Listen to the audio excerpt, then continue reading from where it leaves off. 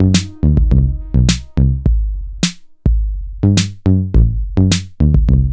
I'm going to start the bidding here at £5 million. £5 million, £5,500,000, £6 million now, £6 million, £6,500,000, £7 million now, We're down and out in the art world. We're down and out. We're down and out. We're down and out in the art world. We're down and out. We're down and out. We're down and out in the art world. It will be anyway. We're live. Hello, hi, hey everyone. This is Down and Out in the Art World. We're back after a break of around a year in which I had a baby and Bobby had some art exhibitions. So we've been very busy, and now we're back here ready to expose the wrongdoings of the art world. So Bobby, welcome back. Nice to see you. Basically today we're going to be looking at the art world as a place of excess, whether that be excessive pricing, excessive partying, excessive carbon emissions, or excessive pomp and grandeur. So it happens to be the Venice Biennale. It's always a difficult word to say. The Venice Biennale, the two-yearly event that happens on the main island of Venice, in which the whole of the art world descend, and they have a big grand opening ceremony lasting 3 days, which is going on now. And they consume endless amounts of prosecco, make business deals, and party as the world burns. So we're not there. I have been there a few times. I've been there as a critic and a curator, and I decided not to go this year.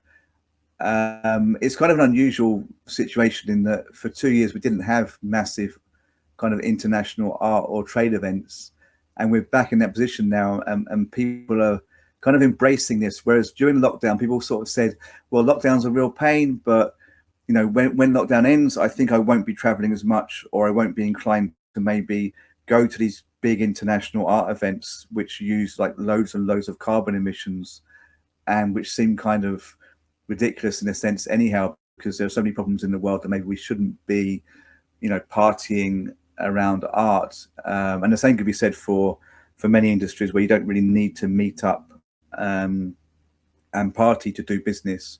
So the art world is one where it's particularly, I suppose, almost cliche that people tend to engage in a kind of you know, in a kind of debauchery as kind of par for the course. It's part of how art works. It's supposed to be a part of how art works. And there are all these cliches and these historical figures like Jackson Pollock we have here, who was a well-known alcoholic, who you can see painting one of his drip paintings right now in that picture.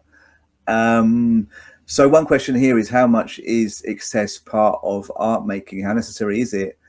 And how important is it to look after one's well-being, particularly as a kind of lower class, low income artist or art professional, could be critic, curator, whatever, who maybe can't handle, you know, the same amount of debauchery as the wealthy? Because there used to be a saying in rock and roll circles, which was, you can handle the drugs if you can handle the rehab. Yeah, so you can afford the drugs if you can afford the rehab. So I mean, I think it's almost a requirement to drink to get through these things for many people. Many people who go into the art world are very introverted, so drink kind of loosens up you know, the brain cells and gets you interacting. Or it could be cocaine, or you know, whatever drug you use. Obviously cocaine's an expensive one, but there tends to be copious amounts of alcohol at these kind of art openings, amounts of free alcohol, that is. So you know, it tends to be, you know, part of it that you will consume, you will get exhausted, and maybe you can't keep up for long, and you burn out. You can burn out if you're not careful. So that's part of what we're looking at. But we're also just looking at the excess of the art world, you know, in it being a space of endless entertainment and frivolity, when there's more important things happening in the world, perhaps. So I'm going to basically ask Bobby to come in now. Bobby, any ideas on any of that? Yeah, well, as you said, I mean, there's a sort of particular peer pressure on people to, you know, maybe especially artists, sort of creative, destructive personality.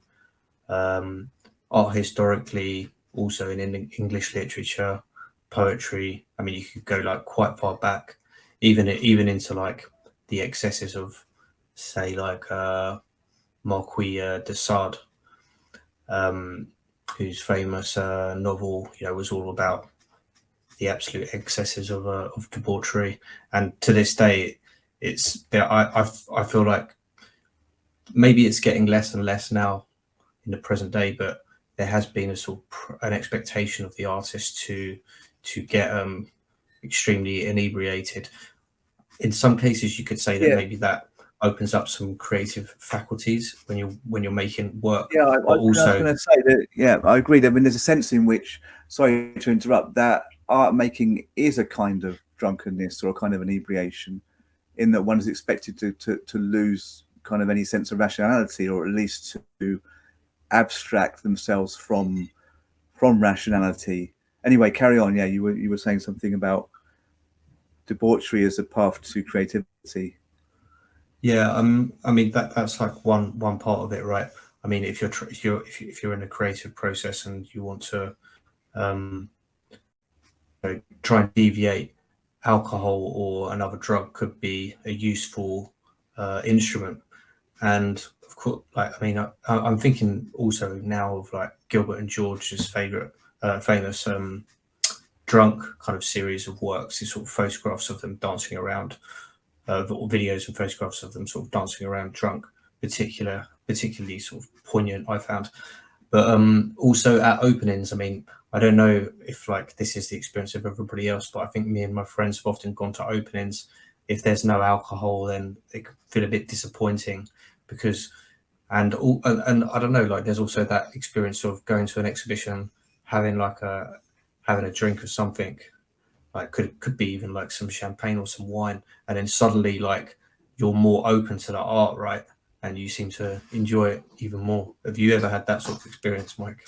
Yeah, well, yeah, maybe. I mean, it's hard to say because I was mostly drinking when I was at private views. I haven't been to any private views for a while. I was at one. I was at one a couple of weeks ago, actually, of a good friend, a painter called Jaakko Mattila, and he came to my hometown, what is now my hometown, which is where he was born, which is a city called Oulu in North Finland.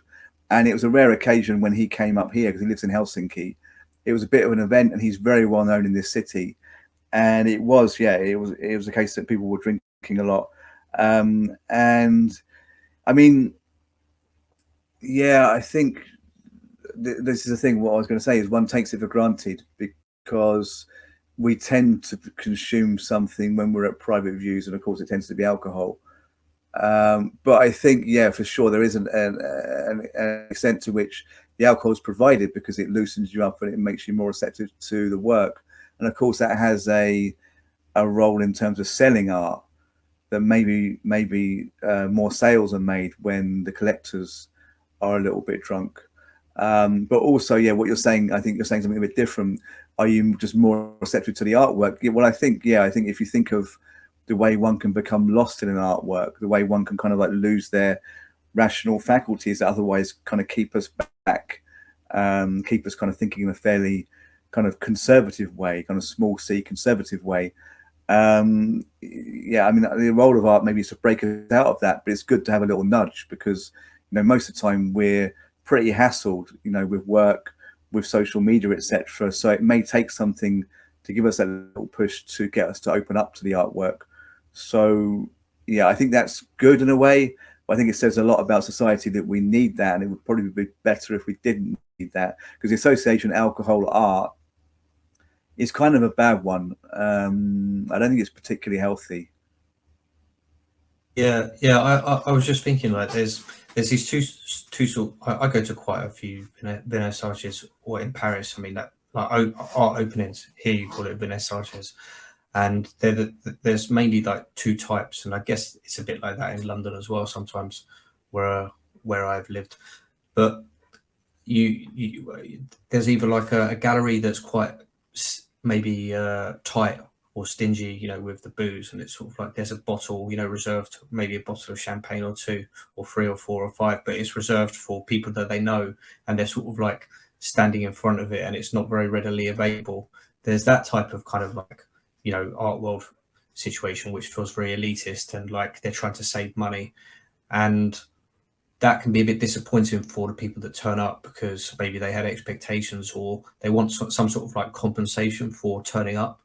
And that is where, like, you have, you know, in contrast to that, you have the other type where you go to the opening and there's like just a huge bin full of like cold beers and maybe some wine, maybe even some food, you know, at certain openings, right? And then that, you know, you start drinking early. It's a hot, I'd say it's like a hot summer's day or a spring day evening, sorry. And then the drinking can get quite excessive. And before you know it, you know, everyone's pretty drunk and you've gone on somewhere else afterwards. And some people are going to bed at, you know, 6 a.m. on a Thursday night, or Thursday morning, should I say. And then it's back to reality. Yeah. Well, one interesting thing there is you say like there are these events where there's a little bit of champagne in the corner, and you feel the champagne's a little bit guarded. And you said that you know, you get the impression that these are high class events where people are trying to save money, and that says a lot. And it's actually true that you might get people saving more money at the high class events, and there's seemingly no logic there. But then on the other hand, people with money tend to maybe want to save it or look for ways of making it, not want to just, you know, throw it around. It depends, but you tend to find that the alcohol flows more freely at the big galleries at the after events, not at the actual gallery itself. So like if you go to Gagosian in Rome, you know, the famous Gagosian, he has a space in Rome. I mean, it's almost just like a showroom. I mean, there's not much of a market in Rome, but it's kind of a prestige thing. So there's no alcohol at the openings. A lot of people turn up just to be seen at the Gagosian and to see who else is there. And you get, you know, a lot of obviously very wealthy people there. But then there's nothing there. It's only if you go to the after event, then you know, there's endless Prosecco or whatever. Excuse me. But you do find that. But I mean, it depends where you are as well. Like London in the early 2000s, when the art scene was mainly focused on Hackney, this particular street called Viner Street in Hackney, you used to get massive drink deals with companies like Beck's Beer, and you used to get people turn up just to get the free alcohol, and they had like massive buckets full of ice and just full of Beck's Beer. People would just descend on them, and there'd be like one opener there tied to the bucket by a handle, and everyone would be fighting for the opener to open the Beck's. And it would just go on all night. Yeah, well, all night, I say, as long as the space was open for a couple of hours. Yeah, I mean, like in London back then, I mean, people would just, you know, I mean, me and friends, at least, we would go out with the sole purpose to go into openings, not, you know, not even to look at the art, but just to drink the free booze, right? But there is also this element about like a gallery that does dish out loads of booze. They're sort of encouraging like a scene, because lots of people come, and I don't know like what their motive might be. I mean, it could be anything, but you know, they're sort of they want like a lot of cool looking, or let's say creative looking people, crowds, and then maybe they have like their collectors or curators and coming as well, and it looks like a kind of a little scene. Whereas obviously like Gagosian doesn't really need to do that, or the type of scene that he's trying to cultivate is like of just elite people. True, yeah. But the logic behind making a scene is interesting, because that was happening in Hackney, and then later on in Peckham in the 2000s, well, from late 90s really, up to when things migrated from Hackney, and a lot of galleries actually ended up moving back to West London, which is where, well, kind of West 1 or Central West, West Central 1, whatever, I don't know what the postcode is, but it's around Soho where the gallery scene used to be. And if you look at what happened in Hackney, like they were all about making a scene, and then the price of the property went up, the value of the property in that area went up, and then the galleries kind of went back west. So a lot of galleries actually moved west to the east because it became super trendy, inflated the prices of the area, then moved back. But what they basically achieved is making, well, it's gentrifying. They gentrified, this is the word we use, East London, Bethnal Green, Hackney. So you wondered about this whole making a scene thing. what was its real purpose? Because you do think, why does a gallery need a scene? It needs a few collectors to buy works. It doesn't really need a scene. And what the scene did much more is raise the value of the property in the area, not the artworks.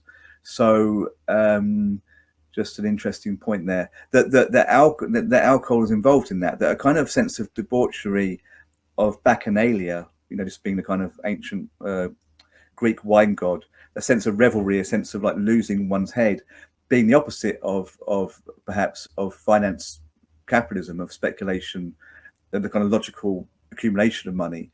That actually led to logical accumulation of money. And it's funny how the gentrifying forces of capitalism use the art world and its sense of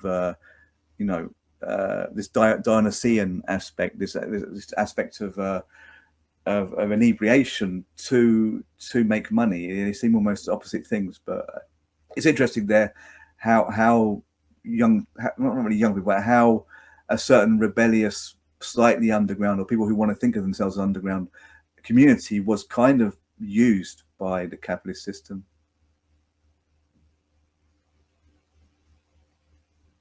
In that sense, by used, I mean they were encouraged to like come to these openings, these private views, and these made, these raised the value of the area. Hi there, we have I forget who this is, Mwad Mouse. I didn't know. Anyway, hi, thanks for coming. And Mad Mouse or Muad Mouse in the comments on Twitch here is saying, no booze like free booze. Too bad that here the free booze makes other things more expensive. Yeah, well, that's kind of, I don't know exactly your logic there, but that's kind of what I'm saying, that the free booze goes hand in hand with a rise in property values. But we're going really on a tangent. We're a great conversation, but we didn't actually get onto the Venice Biennale. So Venice Biennale basically is a big biannual art event. It's a what do you call this again? It confuses me, this word now. Biennale meaning biannual, but in English we call this a biennial. Okay, but Biennale is the Italian word. So the Venice Biennale is this event that's been going on since the late 1800s, 1895 or so, and it has some official kind of sites in Venice where they display art. One is the Giardini, where they have a number of national pavilions, and it's kind of considered a very good thing to end up being one of the artists who exhibits in the national pavilion of your country in the Giardini. It's an interesting space because it has these kind of pavilions that are permanent spaces, and they're dedicated to different countries. And you see, like, okay, USA has a pavilion, Spain has a pavilion, Holland has a pavilion, and then you see and then Romania has a pavilion. And of course that's great, but a lot of it, you're thinking, okay, so very wealthy countries have pavilions, but because it was built in the actual official pavilions were built in the early 1900s, it reflected the countries that had power then. So you have like a number of countries that aren't hugely powerful now that have very nice pavilions, which are basically like little museums or little gallery spaces to show their national exhibits every 2 years. So that's interesting. And then they've been adding pavilions now and then up until quite recently. Then they kind of stopped adding them. So you have like a few countries that have become more powerful recently, but then there are some notable absences as well. Anyway, you have this kind of weird setup, which is already all about power and geopolitics. And what else can I say? I mean, you also have people showing outside the Giardini and the Arsenale, the other official site, in what you call collateral events, and they pay a lot of money for that Biennale logo. Actually, they pay about 20,000 euros to be an official event, and then they basically, you have your show, lots of people come, and hopefully it raises your profile, and it means that you can sell more works. But it's not actually a sales event. But yeah, right now the thing is, you have a 3-day opening event, and during the 3-day opening, you have people descending on Venice, collectors, artists, art critics, etc., and they just drink for 3 days. Yeah, let's just say, like, for anybody that doesn't know, Mike, as well, that like the Venice Biennale is like the most prestigious art event in the art world. I mean, it's Yeah, widely considered, right? Yeah, And yeah, also, like some critics also say that it's basically like the biggest art fair, which of course it officially is not, and it's not supposed to be commercial. But there does seem to be a direct correlation between what is shown at the BNS at the Biennale. A lot of deals are going on in the background. Let's say yeah. I mean, for during and after. it was A a lot of trade business fair. is being done. Yeah, it was a commercial thing at some point, and it stopped being a commercial kind of entity. It had a sales room up to a certain point. I think it was some point post-war they stopped having a sales room, but a lot of the deals are cut there. And actually, yeah, this is a good point. A lot of people with super yachts go there, and their super yachts block the view in front of the Giardini, so they block the view of the kind of the sea there. Venice obviously is in the sea. Venice is sinking, right? And it's also sinking. Yeah, there has some problem with well, the waters are rising.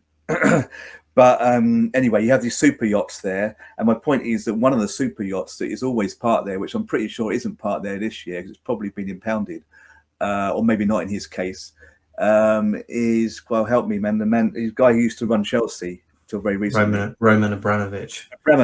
His yacht is definitely not there, man. Yeah, not this time. It won't be. In fact, I don't know what yachts would be there this year because I guess a lot of the yachts were Russian that were parked out in front there. I think there will still be some yachts there. Oh yeah, of course. Yeah, not everyone with a yacht is Russian. Not everyone with a yacht is a Russian oligarch. It's true. Yeah, there are probably some yachts there. It's true, but his yacht will be a notable absence.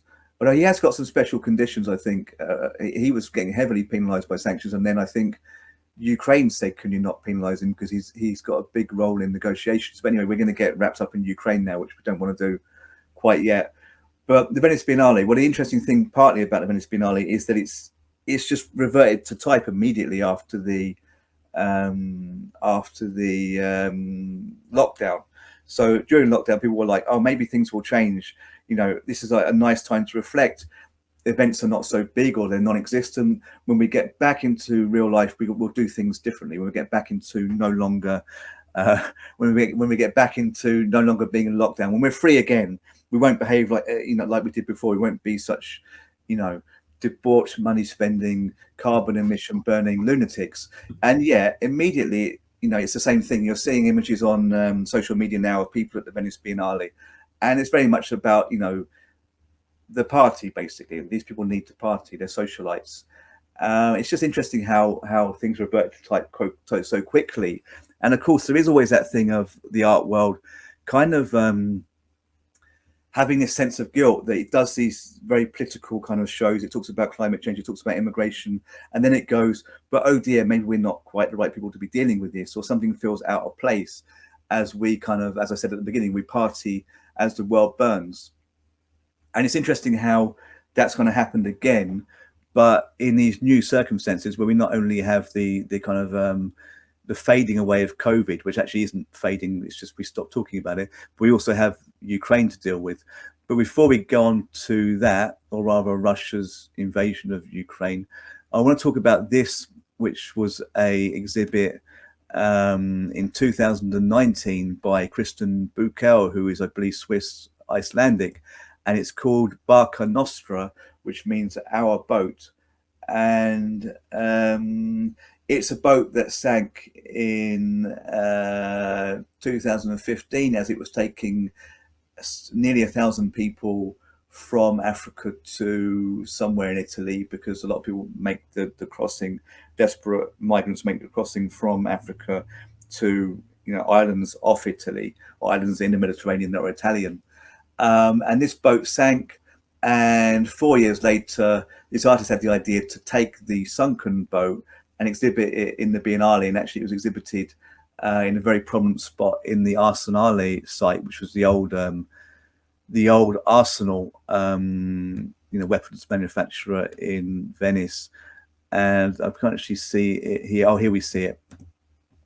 And people during the opening, they go past this, when they go, through the Arsenale down this main walkway, and that's where it was placed. So they were going past this boat and taking selfies in front of this boat, not probably even knowing what it was, with their prosecco, etc. this guy has a bottle of Coca-Cola, so it doesn't look quite so bad. But you saw this happening, and it's kind of it epitomizes the art world situation, where it's a kind of place for raising awareness of political issues, but actually it's kind of also a place for getting rid of one's guilt by talking loudly about political problems without actually dealing with them. So this was 2019. Now we have a very different situation.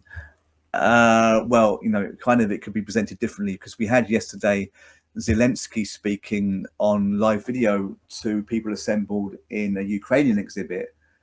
And he said things like, this is what he's saying now: support this fight with your art, but also support it with your words and your influence. But basically the important thing there is where he says, support this with your art. So we tend to kind of say, well, you know, art can't do that much. We need to be aware of our limitations, or you know, I would be critical of the art world's kind of embrace of politics in the last 10, 15 years. But here's Zelenskyy then saying, please use your art. So it's kind of, it presents something of a dilemma for me. I don't know, Bobby, what do you think? Well, there seems to be a historical partnership, historical kind of political partnership, sort of art and politics, right? Going back to like World War II at least, right? I mean, of course, you could go further, talk about, you know, Renaissance times or whatever. But I think that Zelenskyy in Ukraine and the West are, you know, clearly trying to use like soft power against Russia, as well as, you know, all of the sanctions. I mean, like the soft power of culture, as well as the sanctions, etc. And it is, you know, it is a stage where he can communicate, and where, you know, a lot of powerful people can come together in the same place. You know, art is in the background maybe, and it's like the excuse for coming. It's a, you know, a bit like how the gallery, I mean, some people would say that the art gallery is actually like the backdrop, or sorry, the art is the backdrop, and, you know, the rest of the vernissage, or the whole kind of reason for being there is like it's a playground for the elite to meet. You know, maybe property developers want to meet there and do some business. I mean, in this moment, everyone is going to, you know, a lot of, not everyone, but let's say like a lot of powerful people are going to Venice. Art is in the background. They have a reason to be there, but they can meet and they can talk about other stuff. And of course, there is a lot of things that do need to be discussed and that do need to be done. But going back to what you said, Mike, I mean, what, you know, it's all well and good like meeting up and discussing about the current situation, and, you know, having maybe art complements that. I don't know. I mean, I find it, yeah, I don't really know what to say. I mean, if like I think I mentioned to you about this a few days ago, but this idea about I mean, I heard someone say something like, you know, no Russian artist should be allowed to make any work which wasn't anti-war now, which sounded to me like a bit totalitarian in itself. Yeah, that's a tricky one. I mean, what you say about the alliance between art and politics going back to World War II, I know what you mean. I mean, certainly in the modernist period, going from the early 20th century. And of course, you know, there are other periods, like if you think about Delacroix's painting of I don't know how you would call it, but anyway, the figure of the Republic, the woman leading this kind of this revolution, which is in the Louvre, the museum, the Louvre. Maybe you could get that up on the screen, Mike, if you just type in Delacroix. I've forgotten what it's called even, which is terrible. But if I type in Delacroix, it will come up, won't it? Yeah. It's just like demonstrates my ignorance. And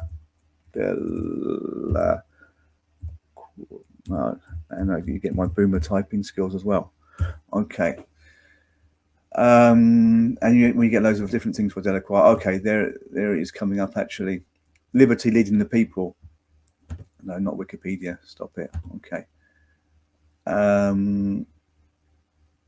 Yeah, liberty leading the people. Now I remember.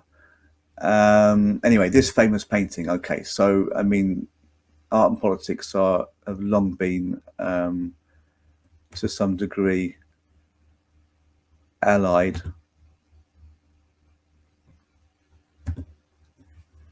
It's an uneasy kind of relationship. That's kind of blurry, but anyway, people now know what we're talking about. It's an uneasy relationship. So, I mean, there is this famous line by Theodore Adorno that it's that one cannot make art after Auschwitz, or it's impossible to write lyric poetry about Auschwitz.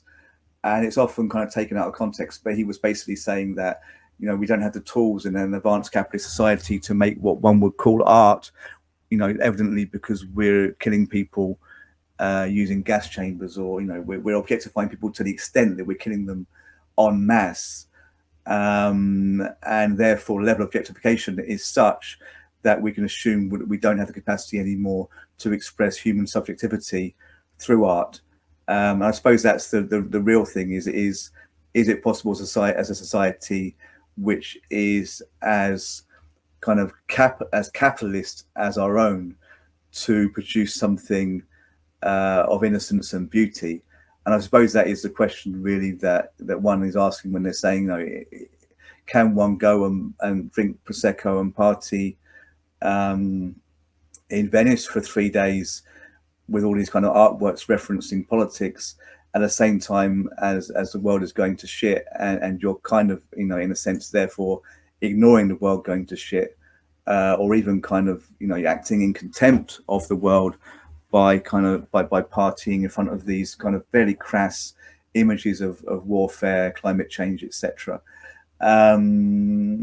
So, I mean, this question resounds. It's just it becomes tricky when it's Zelenskyy saying, please use your art for the cause. But of course, Zelenskyy is going to say a lot of things because his back is to the wall, and I have every respect, you know, for him, given also the geopolitical complexities. I don't want to say that Ukraine and the West are innocent in this, but, you know, it's difficult to argue with that when it's Zelenskyy saying this in the position that he's in. I just want to kind of pull up some more quotes here. It says, this is actually, what is this? ArtNet. It's an article about Zelenskyy talking. You can see him there. Oh, hang on. I'm doing all of this and I'm actually on a tab that you can't see. Right, hang on. Here you go. Sorry. Right, so this is ArtNet, and you can see Zelenskyy was played live to people assembled in this disused church in Venice. So you can see some revelers here, people taking mobile phone pictures of the moment they saw Zelenskyy live beamed into a church in front of them, or in a disused church. And it says in the ArtNet article, the video was played inside a towering converted church where an exhibition dedicated to Ukraine was hastily assembled after the Russian invasion in February. Now, I found this funny reading it earlier, and I thought, well, you know, what's the copy editor playing at? Why would you write that an exhibition dedicated to Ukraine was hastily assembled after the Russian invasion in February? Because hastily means kind of like in a rush. I would usually say you're being hasty if you're acting too fast. It would be better to say resourcefully installed by the hardworking people of Ukraine in February, after the invasion in February. Anyway, copy editor of the ArtNet, there's a million people who want your job, so, you know, watch it. Anyway, so what Zelenskyy actually said is there are no tyrannies that would not try to limit art because they can see the power of art. So, you know, people in power, or people with absolute power, tend to try and limit art because they can't handle the power of art. And then he says, art can tell the world things that cannot be shared otherwise. I mean, one can't argue with that, but these things can be kind of, they can appear kind of very romantic in these kind of contexts. But I think, you know, Zelenskyy isn't really probably, although he is an actor, of course, so I guess he hangs out with artists, he's not really thinking right now the problems the art world has. So, you know, where he's coming from is not perhaps where we're coming from. I certainly think he's right. It's just, is the art world up to the task that he's asking of the art world? One could argue what he's asking basically requires the art world to behave differently, to not be as it is. So I do agree with him, but, you know, utilizing the art world for spreading freedom, and genuinely spreading freedom, not just freedom, you know, in light of NATO's ally being attacked right now. To genuinely spread freedom and diffuse all kind of conflict. For art to do that, we would need a very different art world. So he's not wrong, but the art world is wrong. I just wanted to go back to one of your points about Adorno, Mike. I think it was interesting for me to learn, and I think it was from one of your other podcasts, but that Adorno's this famous quote from Adorno, which you mentioned, actually Adorno was more obsessed with classical music, right? And he wasn't really so much interested in the visual arts. Adorno was talking principally about classical music, theatre and literature. Yeah, he wasn't really speaking about painting and what we might call the plastic arts, but basically the visual arts. Yeah. I mean, I think the thing is, it's so easy to take Adorno's preference for abstraction, because accompanying Adorno's quote, that one can't make art after Auschwitz, is his preference for abstraction. So one can make art ultimately, but it can't be an art directly referencing injustice or suffering at the hands of tyranny, because he thinks that just plays back into the same problem. Exactly. So when we think about abstraction, I think it's very easy to then talk about abstract painting, because it's just such an easy way of explaining that. Because if you think of like a painting of somebody being killed by a soldier, then you're immediately getting wrapped back up in that kind of that we say debate but conflict, that kind of negativity. Whereas if you're looking at an abstract painting like a Pollock, but I prefer to say a Rothko, you kind of get lost in it, and you're no longer kind of addressing the perpetual conflicts of the world. So it's kind of a momentary meditation, and of course that won't really save the world in itself, but nobody who's kind of lost in contemplation is also committing violent acts, I suppose. It's exemplary of how people could behave, but it's not solving anything. But you have to think, well, Adorno, he'd seen World War II, he had fled Nazi Germany, he had lost people to the Holocaust. I mean, he was a German Jew, that's why he fled. That's why he fled his native Germany. I mean, he's very much looking at things and saying, the worst has happened, and trying to piece things back together, and thinking, well, basically anything that is highly politicized is liable to just immediately invite opposition. So he's looking at diffusing that opposition, and we're not really in that position. We're in quite a different position, and I could see why what Zelenskyy says would obviously be very different to what Adorno says, in respect also of Zelenskyy being president of a country defending itself, and Adorno being a bourgeois academic. But still, I think the thing what you say about Russian artists being told that if you're not basically making anti-war art, then you're not worth anything. I think if I understood what you were saying, and you saying that's kind of tyranny in itself, I would agree. But I would agree that the opposite extreme, that one should only make abstract art, is a tyranny very hard to understand today, because the modernist period was so much a period of polarizations, and today we don't tend to think about things. Even if we live in a highly polarized political period, we did at least win for ourselves an openness in the artistic sense, where we do feel free to do pretty much everything. So I would say it's down for the individual to argue their case, and political artworks, directly political artworks and abstract artworks are equally valid. But I don't see the value very much in an artwork that just says like "fuck war" or "stop the war" or "fuck Russia." Effectively, even if they didn't say that, but if they had just like a picture of Vladimir Putin looking like an idiot, then okay, well, great, but that's not really diffusing the conflict. Yeah, there was one. I think what's quite interesting is like censorship and ways around that, and I mean constraint. I think always, or nearly always, plays an important part in the creative act, and that could be about an artist's like personal resources, but in this case like censorship. So in Russia there was some because of the censorship and the fines, if you did any protesting against the war in Russia, there were some artists which were basically setting out, the scene in the street, so that they were just like painting portraits or painting, landscapes, but they were just doing paintings like that, but in the colors of the Ukrainian flag, to try and like get past, trying to kind of like evade the police. But of course, I mean, it becomes obvious for some people, probably eventually the police. But then it's a bit like, well, is this evidence to say that you're making an anti-war protest just because you're doing paintings in the street, which have this, figurative ones, which have the same colors as the Ukrainian flag? So was this in Russia? Yeah, this was Yeah. like at the beginning last month. Yeah, I mean, I think the thing is, in Russia, it's like any sign that you're opposing the war is probably going to inspire people, or at least it'll let people know that you're there and you're also opposing it. Of course, it comes at great risk. I have a lot of respect for that. But then, of course, you could say, what has it really achieved? An image, of some trees, but using the colors of the Ukrainian flag. I don't know, but I think it's a slightly different case.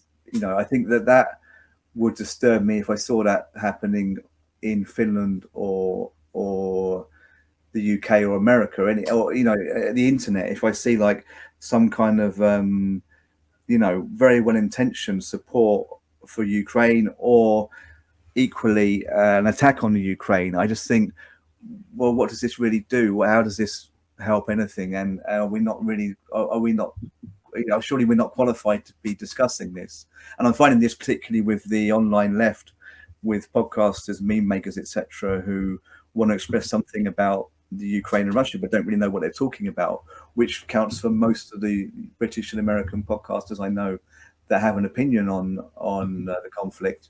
And I would say then that I would follow Adorno's line that you're not really helping by expressing opinions directly on politics. You're only really feeding back into the opposition, into the confusion and the conflict. But yeah, probably. Oh, sorry.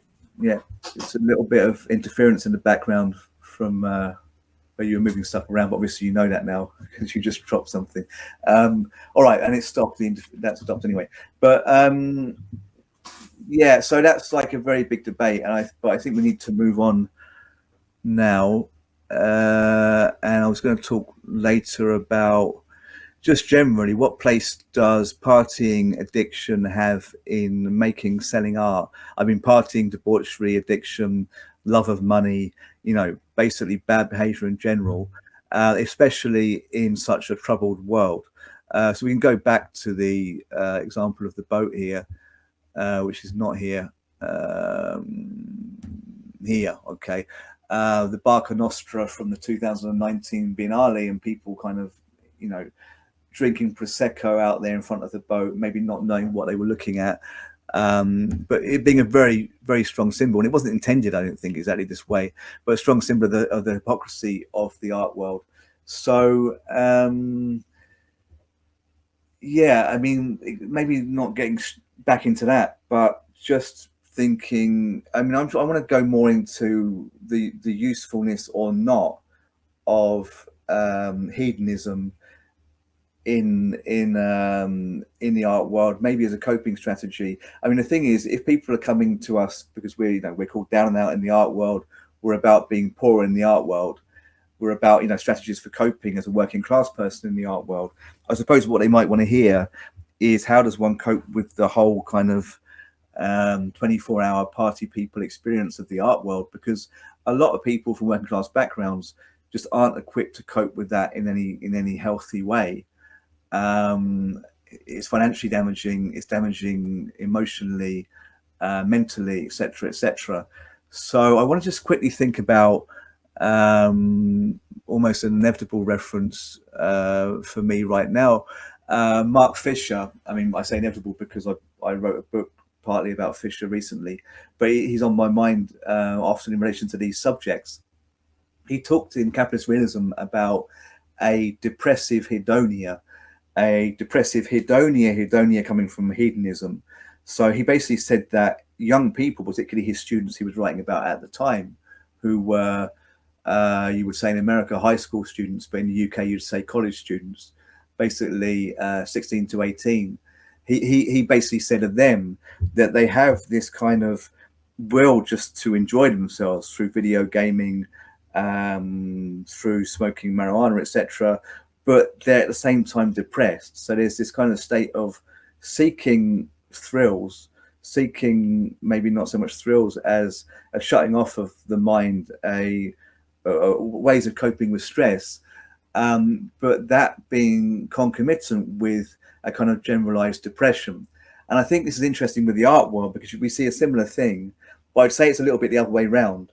He talks about depressive hedonia. And if you think about young people, particularly with not much money, you can kind of sense that a kind of depression tinged with hedonism, a hedonism which can't pull themselves out of their depression.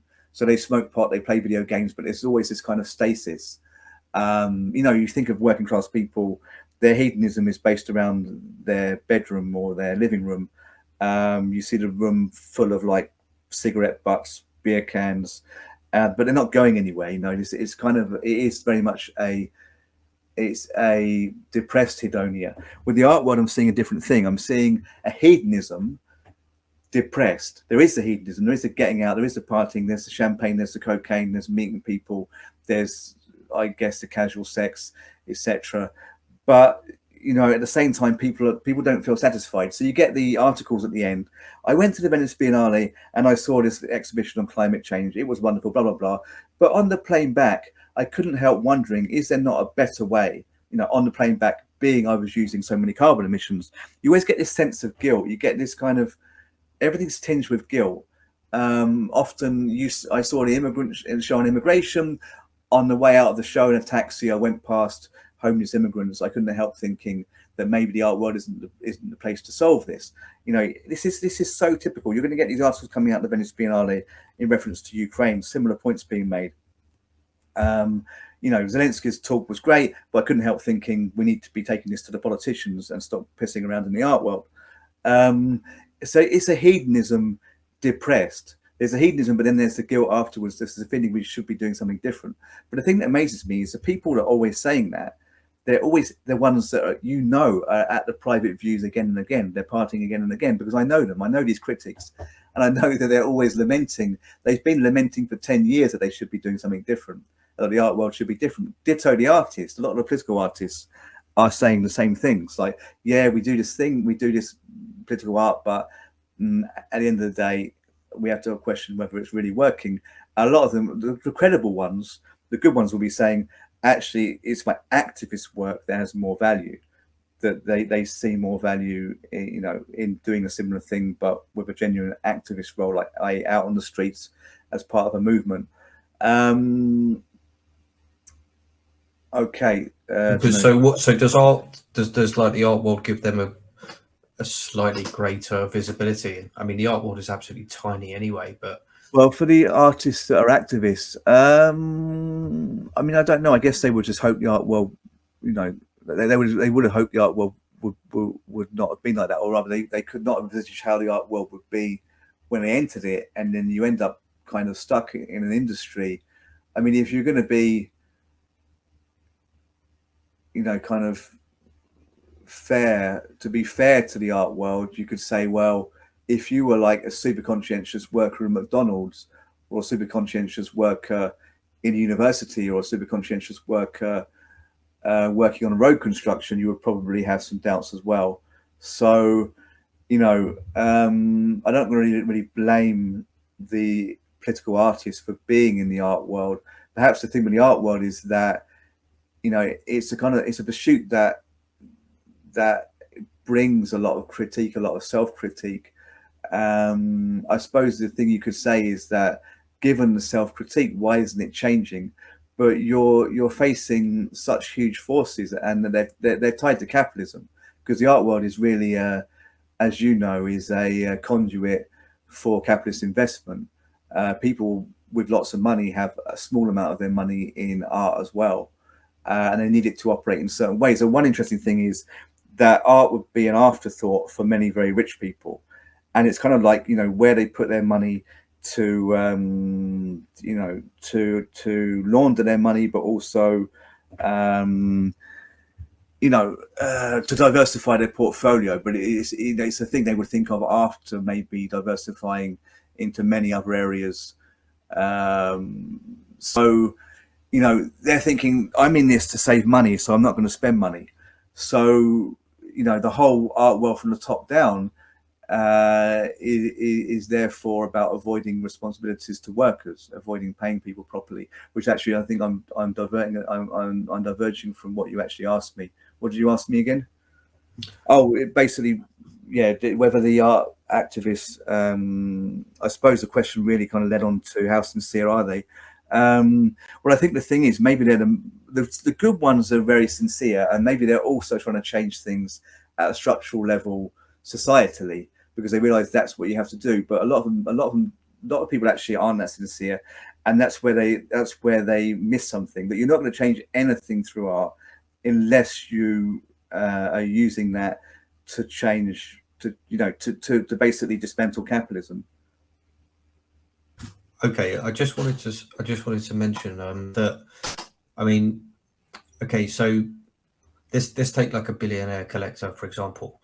I mean, to get like to earn that much money, even within capitalism, you need to know they have to have like a network, and there is a lot of politics involved in becoming that rich and powerful, let's say.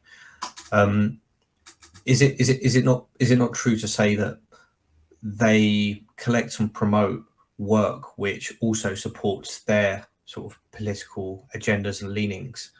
So, for example, I mean, America would have something like that as well. I mean, nation states would, as well as like these powerful, these powerful collectors who are obviously, they're in the same, they're in the same network and sort of almost like the same team as their political partners. Whether that would be like Joe Biden or, I don't know, I was going to say Boris Johnson, but I mean, if you take like 10 Downing Street, I mean, they have a lot of like, I don't know how much YBA art they have, but I mean, certainly like there's a Tracy Emin in number 10, isn't there?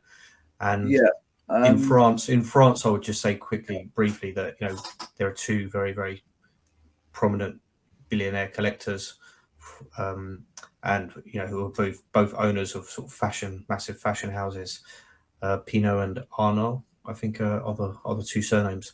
But anyway, their sort of collection, saved like they have a political leaning in France, and an artist is making art which supports that. I'm thinking of one artist in particular who was, from a North African country, let's say, and he became, he became like collected in depth by one of these guys, and he was sort of a Muslim, but then he started to be very critical about Muslim, and obviously I don't know if it's obvious, but that's a particularly key issue in France for like the last 15 years when so it's at the same time as that artist is being collected.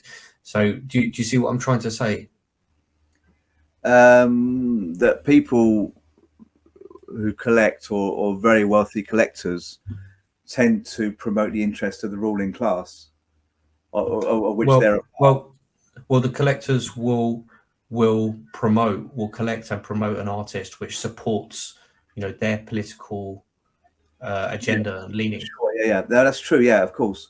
And then there's a lot of that going on in the Biennale, and right now, I mean, the key person in the world, and I think that Zelenskyy is doing a great job, and to be honest, like, I'm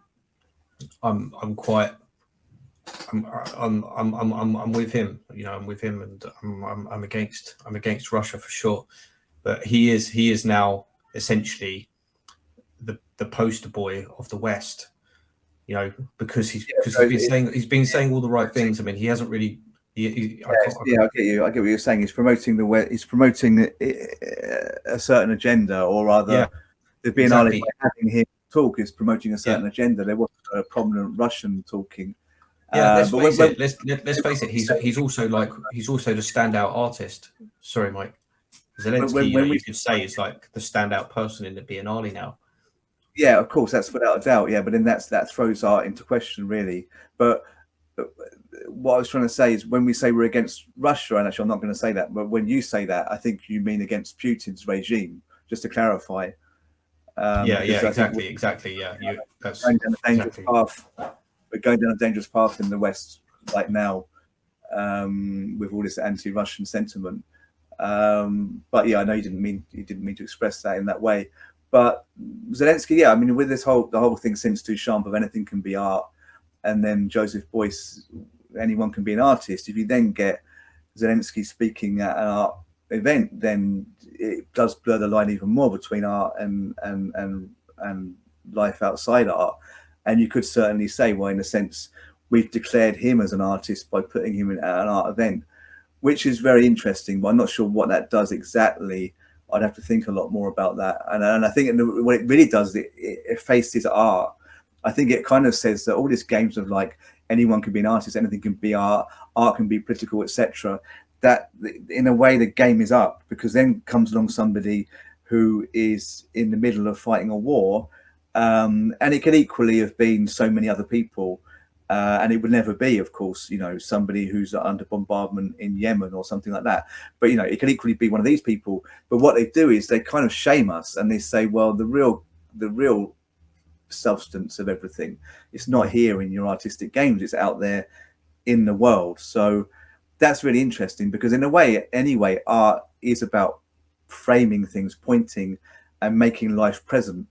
But the problem it's had historically is that it's been too tied to, for example, the church. And then through modernism, you get this process of trying to remove art away from for example, the church. So you get Duchamp with his urinal saying this is art. Then you get later Beuys saying anyone could be an artist. In a way, like the ultimate conclusion of that should be a total effacement of art altogether, that art becomes life. That's kind of what modernism points to. That's kind of what the Dadaism is pointing to, and Duchamp's statement. So in a way, you get that with Zelenskyy saying the game is up. We have to just engage in reality, and that's very interesting. But yeah, I mean, in a way, it's pretentious to say that, because he doesn't give a fuck about that kind of, excuse my French, doesn't give a damn about that kind of statement. Even that kind of statement is hugely pretentious. What he probably wants me to be doing now is giving some money to the Ukrainian armed forces. But I don't want to stop you from talking, but can we just, to end it in the next 5 minutes, can we get on to, or maybe we're just not going to get there. But I'll just say it, like, there is a strong tendency to in the art world towards partying and excess, and I guess it's all a way of removing oneself from reality, which is what art is about. But it doesn't really work for the poor. This removing oneself from reality is fine. It's all good and well if when reality hits again, your finances are in order and your life is in order. But if you remove yourself from reality constantly and you don't have a kind of safety net, then you're basically screwed when reality bites. So I think that the whole kind of 24/7, or how do you call it, whatever, the eternal kind of party lifestyle is ideal for the wealthy, and a lot of people use the art world just as that. It's like an international kind of rolling party. People will go from the Biennale straight to something else and straight to something else. But a lot of the workers that this whole thing is dependent on just can't afford to keep up, and actually the burnout rate among the people doing the actual work, keeping the art world afloat, is very high. So I would just caution people to keep your eye on the real thing, sort your shit out, and don't be doing too many low paid and free jobs, taking the free wine as payment, because you're going to become unstuck. If you really want an art world that suits you, and also a party style you can deal with, then you need to fundamentally change the economic system. That's probably quite a lot, that's a lot to ask, but that's just my thoughts. Bobby, any thoughts on how you might deal, even on a very anecdotal level, or so on a less politicized level than I just said, but how does one deal with the excess of the art world as a lower class art worker or artist? Yeah, I think what you're saying is true, and you know, in the end, I mean, as we get older, we seem to become like less intolerant of like the excesses with like alcohol and well, late nights, let's say. And I think like if someone wants to sustain and stay alive in the art world, then it is important to like eat well, keep fit, and monitor your excessive behavior with drugs and alcohol. At the same time, I mean, that all sounds very rational, and Oscar Wilde would famously said, "Moderation is a fatal thing." So, Yeah, I think that's a good way to end. All things in moderation, including moderation, but also, you know, keep your eye on, you know, the system above all else and your place in it. Okay, so we've been down and out in the art world. I'm Mike Watson. My co-host here is Bobby Dowler, and we're back. We've been gone for a year, but we're back now. We'll be back regularly with more chat on the state of the art world and how to survive it as a peasant. Okay, thank you all, and see you next time.